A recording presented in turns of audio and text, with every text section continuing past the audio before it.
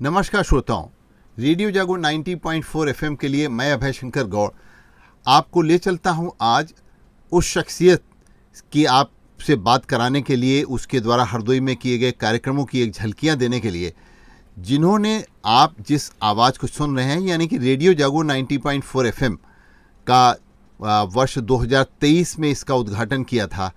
आज यानी कि वो उत्तर प्रदेश की राज्यपाल माननीय आनंदीबेन पटेल, जिनके आज कर कमलों से रेडियो जागो अपनी चारों दिशाओं में आवाज़ ही नहीं बल्कि कई नए कार्यक्रम जैसे जलवायु परिवर्तन है, वृद्धजनों को लेकर के किस तरीके से उनकी समस्याओं को दूर करने के लिए, उनको इंगेज करने के लिए क्या प्रसारण हो सकते हैं, उसके 25 एपिसोड और जलवायु परिवर्तन के 15 एपिसोड लगातार प्रसारित कर रहा है।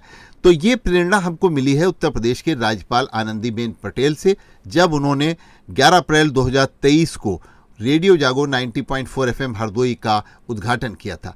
आइए हम बात करते हैं जब राज्यपाल के आज के हरदोई के कार्यक्रम की। तो आज हरदोई में राज्यपाल आनंदीबेन पटेल पहुंची और सबसे पहले उन्होंने जेल में जाकर के महिला बैरक में महिला कैदियों से उनके खाने की गुणवत्ता और उनकी व्यवस्था, वाटर कूलर से ठंडा पानी मिल रहा है कि नहीं मिल रहा है, कैसा पानी साफ चल रहा है कि नहीं चल रहा है, और साथ साथ में उनको एंगेज करने के लिए प्रशिक्षण, चूँकि जेल अब प्रशिक्षण केंद्र है, उसमें सिलाई कढ़ाई की उनको महिलाओं को किस तरीके से सुविधाएं प्राप्त हो रही हैं, महिलाएं कैदियों के बच्चों के शिक्षा के लिए स्मार्ट क्लासेस भी उन्होंने देखी। यानी कुल मिलाकर के उन्होंने महिला सशक्तिकरण के ऊपर पूरा ध्यान आज हरदोई में उनका केंद्रित रहा।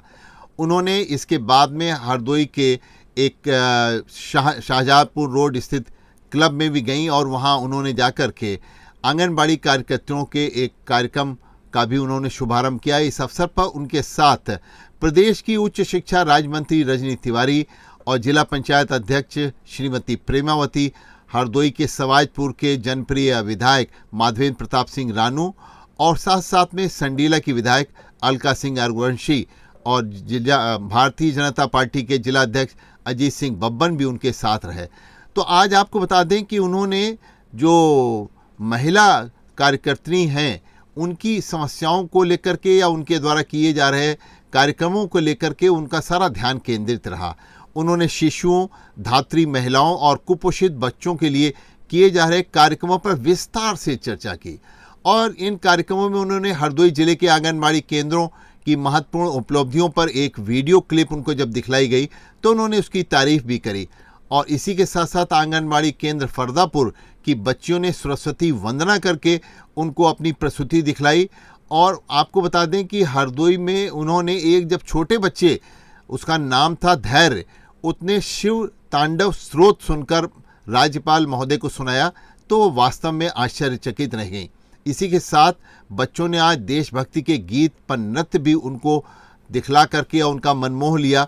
और प्राथमिक विद्यालय सनफरा हरदोई तो बिल्कुल पूरे उत्तर प्रदेश में प्रसिद्ध हैं वहाँ के बच्चे, क्योंकि उन बच्चों की फुर्ती, उनका एक जोश देखने वाला होता है कि देश प्रेम के प्रति उनका जज्बा छोटे छोटे बच्चों का, और किस तरीके से वो योग के अलावा शारीरिक अपने जो हमारा शरीर है उसको पुष्ट रखने के लिए किस तरीके से अपने हम लोग पीटी कर सकते हैं, कार्यक्रम कर सकते हैं, ये बच्चों ने वहाँ पे प्रदर्शित किया।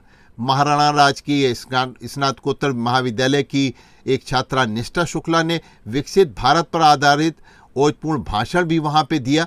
तो आखिर कुल मिलाकर के आंगनबाड़ी केंद्र से लेकर के उच्च शिक्षा तक क्या काम होना चाहिए और किस तरीके से भारत को विकसित भारत बनाना है, इस पर उनका सारा ध्यान केंद्रित रहा।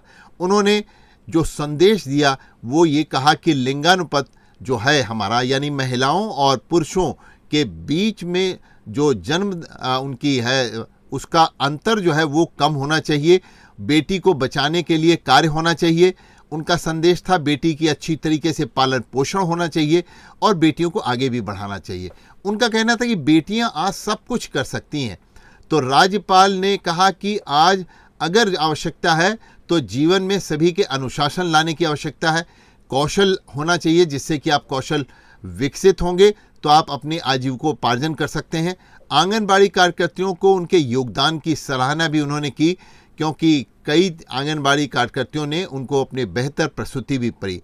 उन्होंने कहा कि सास और बहू को बेटी की तरीके से रखना चाहिए। लोगों को जागरूक करने की आज आवश्यकता है और भारत में नारी सशक्तिकरण के लिए जो अब काम हो रहा है उसको आगे बढ़ाने की आवश्यकता है।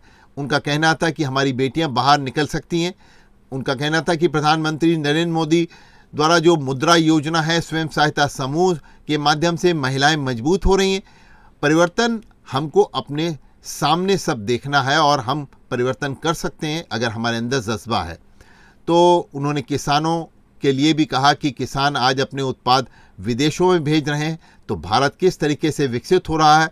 उन्होंने बुजुर्गों की तरफ भी अपना ध्यान आकृष्ट किया और लोगों से कहा कि 70 वर्ष से अधिक आयु के बुजुर्गों का आयुष्मान कार्ड जरूर बनना चाहिए, जिससे उनको हारी बीमारी में किसी भी तरीके से मानसिक दबाव न हो। और उन्होंने 9 से 14 वर्ष की सभी बच्चियों को जो सरकार द्वारा कैंसर रोधी HPV वैक्सीन लगाई जानी चाहिए, इसके लिए उन्होंने बहुत जोर दिया। तो आज उनके साथ उत्तर प्रदेश की उच्च शिक्षा राज्य मंत्री रजनी तिवारी ने कहा कि आंगनबाड़ी केंद्रों के विकास का बीड़ा जिस तरीके से राज्यपाल ने उठाया है वो वास्तव में लोगों को प्रेरणा देने वाला है। और उन्होंने कहा कि बच्चों के विकास की प्रथम भूमिका में आंगनबाड़ी कार्यकर्ती जिस तरीके से काम कर रही हैं वो बड़ी चीज़ है। उन्होंने राज्यपाल की जो पुस्तक अभी उन्होंने लिखी है, जिस पर उन्होंने काफ़ी चर्चा की कि आखिर जीवन में जो संघर्ष है वही आदमी को आगे ले जाता है। तो आज इस सब कार्यक्रमों में उन्होंने राज्यपाल ने आंगनबाड़ी कार्यकर्तियों को संसाधन किट, पोषण किट वितरित किए। महिला लाभार्थियों को उन्होंने आयुष्मान कार्ड भी वितरित किए। इस तरीके से उन्होंने कई कार्यक्रम किए और उसमें लोगों को आगे चलने के लिए प्रेरित भी किया। तो आपके रेडियो जागो 90.4 FM की तरफ से मैंने उनको एक रेडियो का मॉडल जो हमारे कार्यकर्ताओं द्वारा तैयार किया गया था काष्ठ का, लकड़ी का, वो हमने भेंट किया। और उन्होंने साथ ही साथ रेडियो जागो 90.4 जिसका कि उद्घाटन उन्होंने 2023 में किया था, उन्होंने उसके ऊपर भी हमसे चर्चा की, समीक्षा की कि किस तरीके से रेडियो आज जलवायु परिवर्तन के क्षेत्र में बच्चों को योग के प्रति प्रेरित करने के लिए साथ साथ और जीवन में लोगों की, स्पेशली महिलाओं की आमदनी बढ़ाने के क्षेत्र में उनको क्या नई नई जानकारियाँ दे रहा है, किस तरीके से विकास के क्षेत्र में नए मील के पत्थर आगे लगा रहा है, इसके बारे में भी चर्चा हुई। तो अभी आप सुन रहे थे अभय शंकर गौड़ से आज की हलचल। सुनते रहिए रेडियो जागो 90.4 FM।